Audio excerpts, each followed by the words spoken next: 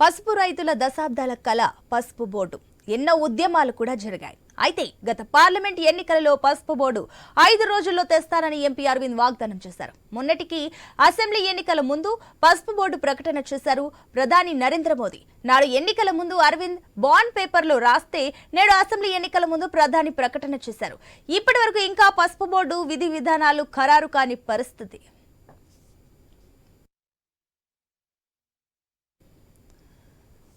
మరో వారంలో పసుపును రైతులు మార్కెట్కు తరలిస్తారు. మద్దతు ధరపై రైతులు ఆశలు పెట్టుకున్నారు. నిజామాబాద్ జిల్లా బాల్కొండ, ఆర్మూర్ రూరల్ నియోజకవర్గాలలో పసుపును అత్యధికంగా పండిస్తారు. అయితే పసుపునకు మద్దతు ధర రాక భారీగా పసుపు సాగు తగ్గిపోయేది.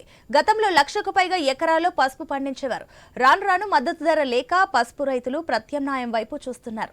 పసుపు బోర్డు వస్తే తమకు న్యాయం జరుగుతుందని ఆశగా ఎదురు చూస్తున్న రైతులకు తీవ్ర నిరాశే మిగులుతుంది. పసుపు బోర్డు ప్రకటన చేసినా ఇంకా దానిపై ఎలాంటి విధి విధానాలు ఖరారు కాలేదు. ప్రస్తుతం బోర్డు ఆలస్యంపై పసుపు రైతులతో మా ప్రతినిధి శ్రీకాంత్ మరింత సమాచారం అందిస్తారు. కార్యాలకైనా శుభ సూచకం పసుపు. ఆడబిడ్డలు, పుట్టింటి బిడ్డలు పారాణులకు రాసుకునేది పసుపు. అలాగే ఔషధాల్లో కూడా చాలా కీలకమైనదే పసుపు. ఈ పసుపు పండించే రైతులు నిజామాబాద్ జిల్లాలో ఎక్కువగా ఉంటారు. ఆసియా ఖండంలోనే ఎక్కువగా పసుపు పండించే ప్రాంతం ఏదైనా ఉంది అంటే అది నిజామాబాద్ జిల్లా. పసుపు పండించి పసిడి బంగారాన్ని పండించేంత ఫీల్ అవుతారు ఇక్కడి రైతులు. అంతటి ఈ పసుపుకు ఇక్కడ ప్రాధాన్యం ఉంది. ఎన్నో ఏళ్ల నుంచి దాదాపు 50 నుంచి 60 సంవత్సరాల క్రితం నుంచి పసుపు పంటను పండిస్తూ సిరులు కురిపించుకుంటున్నారు నిజామాబాద్ జిల్లాలోని ఆర్మూర్ అలాగే బాల్కొండ నియోజకవర్గ పసుపు రైతులు. అయితే ఘనంగా ఉన్నటువంటి పసుపు రైతు పరిస్థితి నేడు చితికిపోతున్నటువంటి పరిస్థితి ఏర్పడింది. ఒకప్పుడు 2 లక్షల నుంచి 3 లక్షల ఎకరాల్లో పసుపు పంట సాగయ్యేది. కానీ ప్రస్తుతం 40 నుంచి 50 ఎకరాలకే పరిమితం అవుతుంది. అంటే ఎందుకు ఈ కారణం? ఎందుకు ఇలాంటి పరిస్థితి ఏర్పడింది? గతమెంతో ఘనం, ప్రస్తుతం చాలా శూన్యం అన్న పరిస్థితికి దిగజారటానికి అసలు కారణం ఏంటి? ఒకసారి ఐ న్యూస్ ఫోకస్లో పసుపు రైతుకు సంబంధించినటువంటి పరిస్థితిని తెలుసుకునే ప్రయత్నం చేద్దాం. 3 లక్షలుగా ఉన్నటువంటి దిగుబడి ఇప్పుడు 40 నుంచి 50 ఎకరాలకు తగ్గినటానికి కారణం ఏంటంటే గతంలో 25 నుంచి 30 ఏళ్ల క్రితం 4,000 క్వింటాకి 4,000 ధర పలికినటువంటి పసుపు ధర నేడు ఇప్పటి వరకు అంటే దాదాపు 30 సంవత్సరాల తర్వాత కూడా 6 నుంచి 7 వేల రూపాయలే పలకడంతో రైతుకు భారం అయిపోయింది. ఈ పసుపు పంట పండించాలంటే ఎకరాకి దాదాపు 1,00,000 రూపాయలు ఖర్చు వెచ్చించాల్సినటువంటి పరిస్థితి. రైతులు ఏమంటున్నారు? ఈ కేంద్రం పసుపు బోర్డు ప్రకటించినప్పటికీ రైతులు ఇప్పటికీ ఎక్కడ ఏంటి అనే దానిపైన అసలు రైతులు ఎలాగా స్పందిస్తున్నారు, రైతుల మనోభావాలు ఏంటి ఒకసారి తెలుసుకునే ప్రయత్నం చేద్దాం ఐ న్యూస్ గ్రౌండ్ రిపోర్ట్లో. నా పేరు గంగారెడ్డి. ఇక్కడ ఆర్మూర్ ప్రాంత పసుపు రైతులు. ఈ ఆర్మూర్ ప్రాంతంలో పసుపుకు పంట పెట్టింది పేరు. గత మా తాతల ముత్తాతల నుంచి పసుపు పంట సాగిస్తున్నాం. నా వ్యవసాయం నేను సొంతంగా చేసినప్పుడు నాకు కనీసం 25 సంవత్సరాల కింద ఇంటాల్కు అమ్మిన పంట పండించుకుంటే క్వింటాల్కి 4,000 రూపాయలు అమ్మిన. ఇవాళ 25 సంవత్సరాల తర్వాత అదే 24,000 రూపాయలు అమ్మాల్సిన పరిస్థితి వస్తుంది. అప్పుడు మేము ఒక క్వింటాల్ కొండపోతే మా తాతలు ముత్తాతలు మా అత్తుల బంగారం కొన్న సందర్భాలు ఉన్నాయి. అప్పుడు ఖర్చులు తక్కువ. ఒక ఎకరం సాగు చేయాలంటే అప్పుడు 20-30 ఏళ్ళల్లో అయిపోతుండే. ఇప్పుడు ఒక ఎకరం సాగు చేయాలంటే లేబర్ కానీ మందుల ఛార్జీలు కానీ పెరిగినాయి కాబట్టి 1,50,000 రూపాయలు కనీసం ఎకరాకు పెట్టుబడి పెట్టాలి రైతు. దానికి వచ్చేది అమ్మితే పసుపు పంటకు 70,000 నుంచి 80,000 వస్తున్నాయి.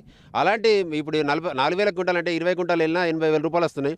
దీనివల్ల ఈ పసుపు రైతు ఎంతో నష్టపోతుండు. దీని మీద కేంద్ర ప్రభుత్వాలు మేము వస్తున్నాం, పసుపు బోర్డు ఇస్తున్నాం, అది ఇస్తున్నాం అని చెప్పిన మాటలకే పరిమితం అయిపోతున్నాయి.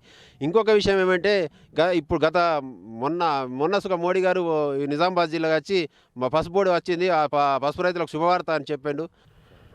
నా పేరు నచ్చు చిన్నారెడ్డి, మాది పెరికిడ్ గ్రామము, ఆర్మూర్ మున్సిపాలిటీ పరిధిలో ఉంటుంది, నిజామాబాద్ డిస్టిక్. ఇప్పుడు గతంలో 5 సంవత్సరాల క్రితము నరేంద్ర మోడీ గారి ఆధ్వర్యంలో బీజేపీ పార్టీ తరఫున ఏదైతే అరవింద్ గారు పోటీ చేసినప్పుడు రైతుల వీక్నెస్ను ఆసరాగా చేసుకొని నేను పసుపు బోర్డు తీసుకురాకుంటే 5 రోజులల్లో రాజీనామా చేస్తా అని మాయ మాటలు చెప్పి బాండ్ పేపర్ లిఖితపూర్వకంగా స్టాంప్ పేపర్ మీద రాసిచ్చి దాన్ని 5 సంవత్సరాలు ఇగచ్చే అగచ్చే అని చెప్పి కాలయాపన చేసిండు తప్ప అది తీసుకొచ్చిన పాపాన పోలే. తిరిగి మొన్న ఏదైతే అసెంబ్లీ ఎలక్షన్లు చాలా అయినాయో ఆ మూమెంట్లో మళ్ళా డ్రామా ప్లే చేస్తూ చాలు చేసిర్రు. ఏమని పసుపు బోర్డు వచ్చింది దగ్గర దాకా వచ్చింది, పసుపు బోర్డు ప్రకటించినాము, ఆల్రెడీ ఇచ్చేసినాము అని చెప్పి మొన్న మాయ మాటలు చెప్పిర్రు. మరి తీసుకొస్తే ఏడాదాకా వచ్చింది, ఆగింది, ఎక్కడ సెంటర్ పెట్టిర్రు? ఈ పసుపు బోర్డు అనేది దానికి ఒక లొకేషన్ అయితే ఉంటుంది కదా, పలానా జాగలో పెట్టినాం, పలానా జాగలో దానికి మద్దతు ధర ఇంత ప్రకటించినాము, ఏది లేదు, విధానాలు లేదు, ఏది లేదు. ఎన్నిసార్లు ఇట్లా ప్రజలను మాయ మాటలు చెప్పి మోసం చేస్తారని చెప్పి నేను ఈ మీడియా ముఖంగా ఈ బీజేపీ వాళ్ళను అడుగుతున్నాను. నా పేరు నచ్చు గంగాధర్, పెర్కిడ్ గ్రామ రైతును. గత 20-30 సంవత్సరాల నుంచి నాకు తెలిసినప్పటి నుంచి వ్యవసాయం చేస్తూనే ఉన్నాము. మరి ఈ యొక్క ఏదైతే ప్రధాన పంట నిజామాబాద్ జిల్లాలో పసుపు అనేది ఒక పెద్ద ఉత్తర భారతదేశం కాదు, మొత్తం ప్రపంచంలోనే ఒక నిజామాబాద్ మార్కెట్ అంటే పసుపుకు పెట్టింది పేరు. మరి ఇటువంటి రైతులను మొన్న పోయినసారి అరవింద్ ఎలక్షన్లో మద్దతు ధర ప్రకటించి దీనికి ఒక బోర్డు ఏర్పాటు చేస్తామన్న ధైర్యంతో మేము పసుపు మళ్ళీ ఉత్పత్తి చేసినాం. మరి ఇప్పటికి కూడా అది ఏది లేదు ఇప్పటికీ. మరి మొన్న ఎలక్షన్ ముంగట మోడీ గారు ప్రకటించారు, సంతోషపడ్డాం. కానీ ఆ బోర్డు మరి ఎక్కడ ప్రకటిస్తుర్రు అని చెప్పలేదు. నిజామాబాద్లో పెడుతున్నామన్నారు, మరి యాజాడ పెడుతురు, ప్లస్ ఎక్కడ తీసుకున్నారు దానికి? పసుపు బోర్డు పెడితే మాకు లాభం ఏమవుతుంది? దాని గురించి ఏం చెప్తలేరు. మరి మీరు పసుపు బండి ఇర్రి, మరి మేము ఈ విధంగా ఇస్తామని చెప్పాలి కదా ఏది ప్రభుత్వం.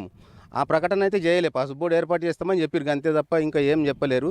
మరి మళ్ళీ ఇప్పుడు మార్కెట్ 1 నెలల నుంచి మళ్ళీ పసుపు ఉత్పత్తి మళ్ళీ చాలా అవుతుంది. ఇప్పుడు పసుపు ఆకులు కోస్తున్నాము, కోత దశలనే. ఇప్పుడు నెలల మార్కెట్కి పసుపు వెళ్ళిపోతుంది. ఇప్పటికి కూడా ఈ 6,000-7,000 రూపాయలు మధ్య, ఇప్పుడు 10,000 అని చెప్తున్నారు రేటు, మాది మార్కెట్కి పోయేసరికంటే 6,000 అవుతుంది. మళ్ళీ అట్లా మేము బాగా నష్టపోతాం. మళ్ళీ వర్షాలు పడి ఇప్పటికే పసుపు పంట బాగా దెబ్బతీసింది.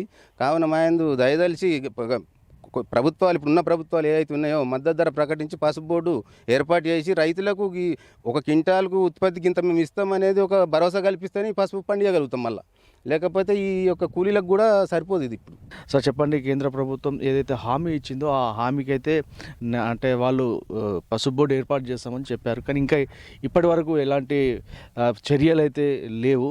ఎట్లా ఉండబోతుంది? పసుపు బోర్డు వస్తే ఎట్లా ఉంటుంది? ఎప్పుడు వచ్చే అవకాశం ఉంది?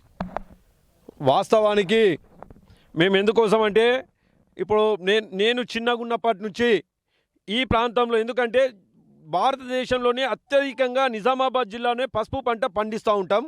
ఇక్కడ అప్పుడు ఆ కాలంలో 1 క్వింటాల్ పసుపు అమ్మితే 1 తులం బంగారం తీసుకొచ్చేటువంటి పరిస్థితిలో ఆ కాలంలో మేము చిన్నగా ఉన్నప్పటి నుంచి ఆ పరిస్థితి, మా పెద్దవాళ్ళు, మా తల్లిదండ్రులు, మా తాతలు ఆ రకంగా క్వింటాల్ పసుపు అమ్మి తులం బంగారం కొనుకొచ్చుకునే పరిస్థితి అప్పుడే ఉండే. గత కొన్ని సంవత్సరాల క్రితం పసుపు అత్యధికంగా పసుపు పెట్టి పసుపుతో పెద్ద ఎత్తున మేము నష్టపోవాల్సిన పరిస్థితి ఏర్పడ్డది. పసుపు బోర్డు కావాలని చెప్పి చాలా ఏళ్ళ నుంచి ఎన్నో ప్రభుత్వాలు ఈ ప్రాంతంలో పాలించినా పసుపు బోర్డు తీసుకురాలేకపోయినారు. ఇప్పటి వరకు మొన్ననే గతంలో ఈ నిజామాబాద్ జిల్లా పార్లమెంట్ సభ్యుడిగా వహిస్తున్నటువంటి అరవింద్ గారు, నేను ఎంపీగా గెలిస్తే పసుపు బోర్డు ఈ జిల్లాకు తీసుకొస్తానని చెప్పి వారు ఒక ప్రత్యేకంగా బాండ్ పేపర్ ఈ రైతాంగానికి రాసి ఇవ్వడం జరిగింది. ఈ రైతాంగానికి పసుపు బోర్డుతో పెద్ద ఎత్తున రానున్న రోజుల్లో విధి విధానాలు తయారైన తర్వాత పెద్ద ఎత్తున లాభసాటిగా ఉంటుందని చెప్పి మేము ఆశిస్తూ ఉన్నాం. అంకాపూర్లోనే చాలా ఫేమస్ ఇక్కడ ఈ ఆర్మూర్ మండలంలో పసుపు పంట, చాలా లాభాలు కూడా ఉంటాయి. ఇప్పుడు ఈ ఎన్నికల సమయం, మొన్న అసెంబ్లీ ఎన్నికల ముందు పసుపు బోర్డు అనేది నరేంద్ర మోడీ గారు ప్రకటించారు కేంద్ర ప్రభుత్వం. ఇది ఎన్నికల స్టంట్ అనుకోవచ్చా, లేకపోతే ఇది తొందరగా వచ్చే అవకాశం ఏమైనా ఉందా? తొందరగా వచ్చే అవకాశాలే ఉంటాయి. ఇంతకుముందు మేము చిన్నప్పుడు చెరుకు పండిస్తున్నారు, మా తోటలల్లో చెరుకు పసుపు పండిస్తుర్రు. ఆ చెరుకుకు గిట్టుబాటు ధర లేక చెరుకు పంట అనేది కనుమరుగైపోయింది. ఈ పసుపు బోర్డు కనుక రాకుంటే ఈ పసుపు పంట మా పిల్లలు, మా భవిష్యత్ వాళ్ళు చూసేవారు గారు. ఈ పసుపు బోర్డు చుట్ల ఈ తగ్గిపోయే పసుపు రానున్న కాలంలో ఇంకా పెరుగుతుంది. ఈ పసుపు బోర్డుతో మా రైతులకు ఎంతో ఉపయోగకరంగా ఉంటుంది. అయితే గతంలో పసుపు పంటను పండించేందుకు రైతులు ఎంతో ఆసక్తిగా చూపించేవారు. దాదాపు 14, 15, 16 సమయంలో పసుపుకు మంచి క్వింటాకు మంచి ధర పలికింది. కానీ ఆ తర్వాత పూర్తిగా పసుపు రైతు క్షీణ దశకు చేరుకునేటువంటి పరిస్థితి ఏర్పడింది. పసుపు వేద్దామంటేనే రైతులు భయపడాల్సినటువంటి పరిస్థితి. ఎందుకంటే ఒక ఎకరాకి దాదాపు 70 నుంచి 80 వేల రూపాయలు, ₹1,00,000 వరకు కూడా దీనికి ఖర్చు అవుతుంది. కూలీల రేట్లు కూడా చాలా పెరిగిపోయాయి. దానికి తగ్గట్టు సరైనటువంటి మద్దతు ధర లేకపోవడంతో పసుపు పంటకు కూడా దూరం అవుతున్నటువంటి నేపథ్యంలో కేంద్ర ప్రభుత్వం ఈ పసుపు బోర్డును ప్రకటించడంతో రైతులకు పసుపు బోర్డు రైతులకు ఒక ఊపిరి పోసినట్లయింది. దీనివల్ల ఇప్పుడు గతంలో ఏ విధంగానైతే పసుపు పంటను పండించేవారు రైతులు తిరిగి మళ్ళీ ఎక్కువ శాతంలో పసుపును పండించే అవకాశం ఉంటుంది. పసుపు బోర్డు ద్వారా రైతులకు గిట్టుబాటు ధరతో పాటు అనేకమైనటువంటి కొత్త విషయాలు, కొత్త వంగడాలను సృష్టించడం, పసుపు శుద్ధిని చేసేటువంటి యంత్రాలు రావడం, దీనికి ఏ కాలంలో వేస్తే బాగుంటుంది, ఎట్లా వేస్తే బాగుంటుంది అనేది ఒక నిపుణులతో రైతులకు ఎప్పటికప్పుడు సలహాలు సూచనలు కూడా ఇచ్చేటువంటి పరిస్థితి ఉంటుంది. ఎందుకంటే భారతదేశంలోనే పసుపు పంట నుంచి దాదాపు ప్రతి పంటకి దాదాపు 200 నుంచి 300 కోట్ల రూపాయలు కేంద్ర ప్రభుత్వానికి వెళ్తుంది. 100 కోట్ల రూపాయలు రాష్ట్ర ప్రభుత్వానికి పసుపు ద్వారా వచ్చేటువంటి లాభాలు వెళ్తాయి. ఇంతటి లాభాలు ఉన్నటువంటి ఈ పంట కోసం నరేంద్ర మోడీ ఏదైతే పసుపు బోర్డు ప్రకటించారో అది తొందరగా అమలు చేస్తే వారికి మరింత మేలు జరిగే అవకాశం ఉందని చెప్పేసి రైతులు అంటున్నారు. కెమెరా పర్సన్ రవినాయక్తో శ్రీకాంత్, ఐ న్యూస్, నిజామాబాద్ నుంచి.